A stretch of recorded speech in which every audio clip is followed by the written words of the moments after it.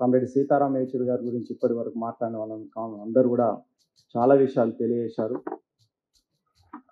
Comrade Yechury గారితో ఎంసీపీకి ఓంకార్ గారికి comrade Ghouse గారికి ఉన్న 2 విషయాలు చెప్పి నేను ముగిస్తాను. గౌస్ గారు అఖిల భారత ప్రధాన కార్యదర్శిగా బాధ్యత నిర్వహిస్తున్నప్పుడు ఢిల్లీ కరోల్ బాగ్ ప్రాంతంలో ఎంసీపీ జాతీయ కార్యాలయం ఓపెనింగ్లో అన్ని వామపక్ష పార్టీలను అందరూ పిలిచినప్పుడు యేచూరి గారు హాజరయ్యారు. ఆఫీస్ ఓపెనింగ్ తర్వాత ఢిల్లీ అంబేద్కర్ భవన్లో ఒక సభ నిర్వహించినప్పుడు యేచూరి గారు మాట్లాడుతూ, అది 2017 జూన్లో మాట్లాడుతూ అక్కడ ఓంకార్ గారి గురించి తెలియచేశారు. ఓంకార్ గారు ఎంసీపీ ఏర్పాటు చేశాక ఏ బూర్జవా పాలకవర్గ పార్టీలతోటి ఆయన పొత్తుగా లేకపోవడానికి ప్రధాన అంశాలు మన ముందు కానొస్తున్నాయి. నాకు తెలిసి ఓంకార్ గారు హైదరాబాద్లో ఓల్డ్ ఎమ్మెల్యే క్వార్టర్స్లో వామపక్షాల కేంద్రంగా వారు చేశారు. 2014 భారతదేశానికి బీజేపీ ప్రభుత్వం అధికారంలోకి వచ్చినాక రేపు భవిష్యత్తు చాలా ప్రమాదకరంలో పడబోతుంది.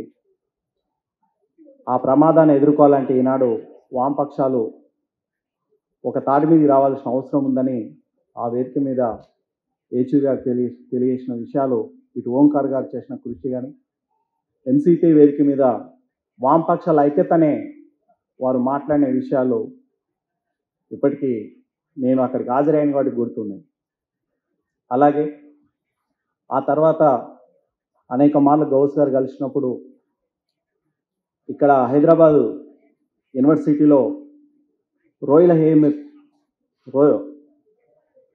వేముల రోహిత్ గారు చనిపోయిన తర్వాత ఈ దేశంలో సామాజిక అంశం మరోసారి దేశవ్యాప్తంగా ఒక హాట్ టాపిక్ అయింది. అలాంటి సందర్భంలో గౌస్ గారు అనేక సార్లు, అంటే నాకు తెలిసి ఒక 4 సార్లు అయినా యేచూరి గారిని కానీ అనేక వామపక్ష పార్టీల లెటర్లు ఈ దేశంలో ఇలాంటి పరిస్థితులు ఏం చేద్దామని వారు రాతపూర్వకంగా పెట్టినప్పుడు వారి మధ్యన ఈ దేశంలో సామాజిక అంశం మీద కూడా చర్చలు జరిగిన సందర్భాలు అనేకం ఉన్నాయి. బహుశా నేను అనుకుంటాను 2018లో మన రాష్ట్రంలో బిఎల్ఎఫ్ ఏర్పాటు చేసినప్పుడు యేచూరి గారు ఈ రాష్ట్రం ముందు, ప్రజల ముందు, యావత్ భారతదేశం ముందు ఈ దేశంలోని కుల సమస్య, కుల నిర్మూలన గురించి చేయవలసిన కర్తవ్యం, మార్క్సిజం, అంబేద్కర్ ఆలోచన ఈ దేశానికి చాలా అవసరమని బిఎల్ఎఫ్ వేదికల మీద యేచూరి గారు తెలియజేసిన అంశాలు మన ముందు ఇంకా ఉన్నాయి. అలాగే యేచూరి గారు ఈరోజు భౌతికంగా మన ముందు లేకపోయినా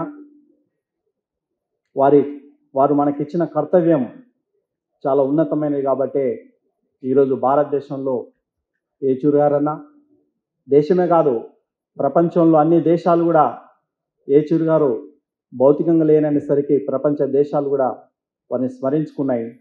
వారి కర్తవ్యాలు మన ముందుంది.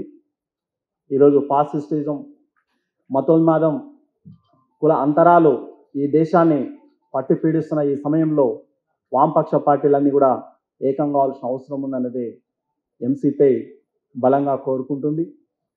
వీటికి వ్యతిరేకంగా ఉండాలి.